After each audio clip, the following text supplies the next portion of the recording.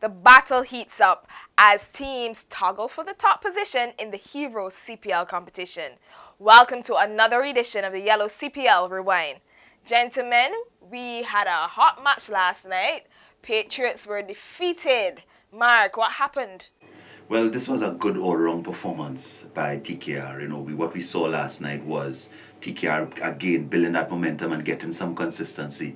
Again, Mr. Dependable, Colin Monroe. Yes. What can we say again about Colin Monroe? But, I felt that Patriots were in this game until some heroics from Dwayne Bravo. 5 sixes in one over. I mean, what can you say? Young Azari's role. He would learn from this experience. But Dwayne Bravo and these guys, they come to the party. TKR being consistent. Their bowling, as Chris mentioned yesterday, was very key. Dot balls, Sunil Ryan again creating pressure for his other bowlers. Young Anderson Phillips in his first match. It seems, Chris and Damon, that Dwayne Bravo could just draw from this pile of talent. Good decision. Bring it. Good. Don't get too excited yet, Mark. I want to hear from Chris as it puts it. Well, let me hear from Damien first, because he was backing the Patriots. What happened? Yeah, your universe boss didn't get off last night. I was expecting that. The positive from that though, we saw Evan Lewis. He was able to get some runs last night, but unfortunately that was not enough. As Mark said earlier, the St. Kitts Patriots, they were in the game for the most part, but we saw them concede 87 runs in the last 5 overs, and I think that's where they lost the game for me. Chris, you have any input on the match? That one over from Alzari Joseph, I think it was the turning point. 30 runs from that over, definitely the turning point in the game. Dwayne Bravo came in and he totally tear Joseph apart. So I think that for me, and 2 crucial drop catches. I think Joseph himself had a drop catch on the boundary. The keeper, Devon Thomas, also should have caught one down the leg side. Sharp chance of the Brandon McCullum. So I think those are the errors probably cost them the game. You spoke about catches. When we look at the catches, we're seeing that in the top 10.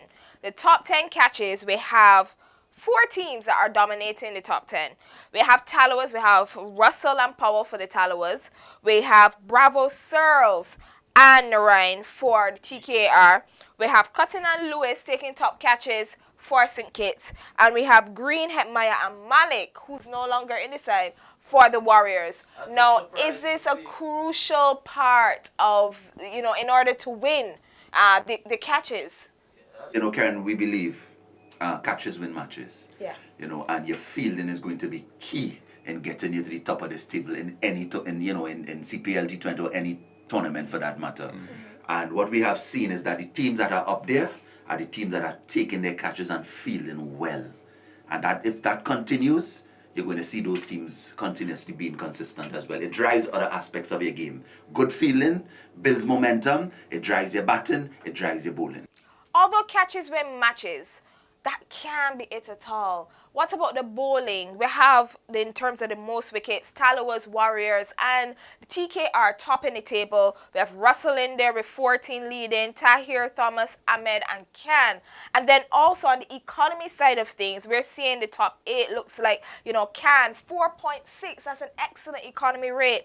Tahir, Pierre, the young Pierre coming through. Lami Chani as a spinner. Mamadullah, Ahmed, and Wazim. And also Malik, who's no more in the competition. So the question to you, gentlemen, is how critical is the bowling? The bowling is very important, Karen, because what happens when you have a bowler maintaining a good economy rate, what that does is build pressure on the batting team. And when that pressure is built, it forces the batsman to play false strokes, which will then eventually lead to wickets. And once you're getting wickets at regular intervals, you're pretty much in with a chance for winning the game per se. Which is more important, Mark? Is it wickets or the economy? It's a balance. It's a balance. So what teams will have, again, let's look at the TKR, for example, and Tallowers.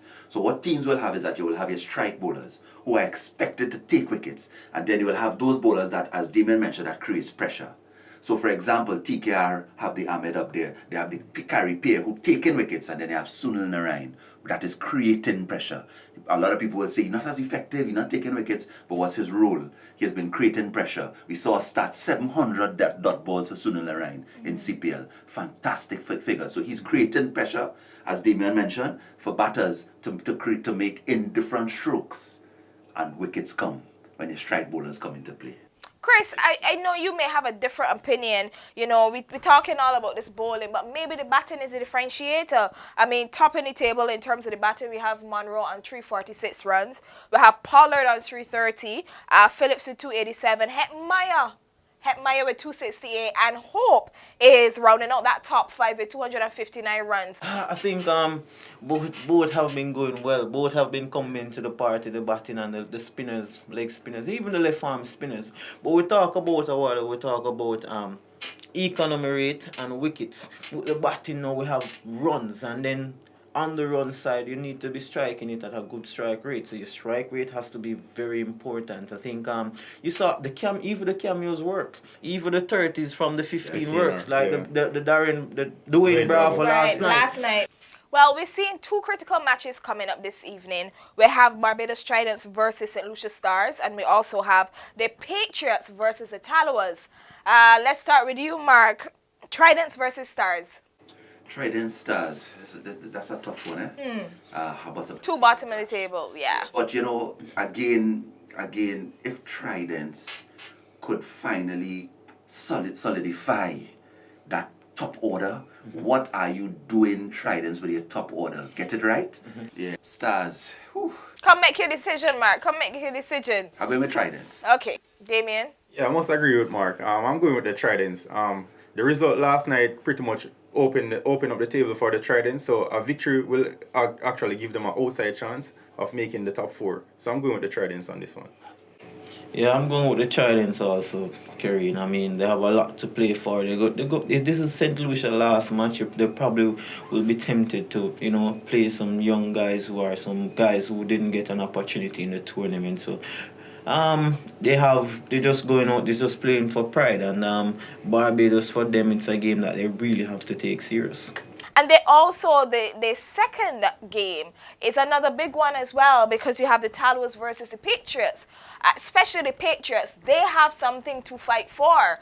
Chris, how do you feel that that's going to go? Well, I think I'm expecting Tallawah to win. Tallawah is playing really good cricket. They have a balanced team. They have good batting. Their bowling is clicking. The feeling, as we spoke about, is pretty good. So I think I'm going with the Tallawahs. All right, Damien. Tallawah, they have a more rounded team, as Chris mentioned. They have good bowlers, good batsmen. They have power hitters in the middle. We're in the Patriots, they're pretty much reliant on Lewis Gale at the top.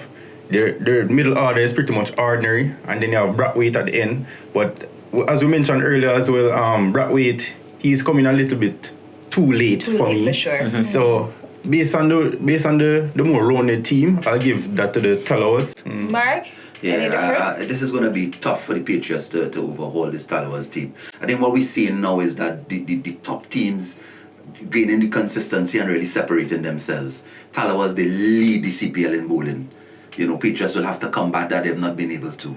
They also have the consistency in batting with Glenn Phillips. Mm-hmm. On the top of his game, as I mentioned earlier, the bowling. So, I mean, it will be tough for Patriots to defeat Tallawahs. And every team is struggling at home. So, every team is struggling at home. Yeah. That's true, but I actually think that the Patriots may take this because they're more desperate in order to get into the top 4. Both teams, by the way, are not...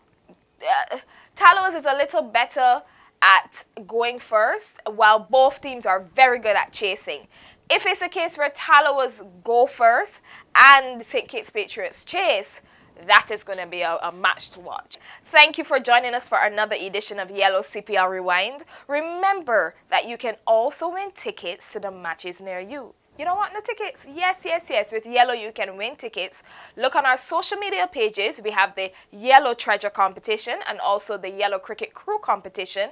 You will need to download the Yello mobile app in order to be a part of these competitions. In addition to that, you can comment on the bottom of so that's the video right here. You can comment on the bottom of the video. You can give in your analysis as well. Just send us your 30-second analysis to yellowtreasure@yellowmg.com. That's yellowtreasure@yellowmg.com. We have a lot to look forward to. It's coming down to a very heated CPL. We'll catch you tomorrow.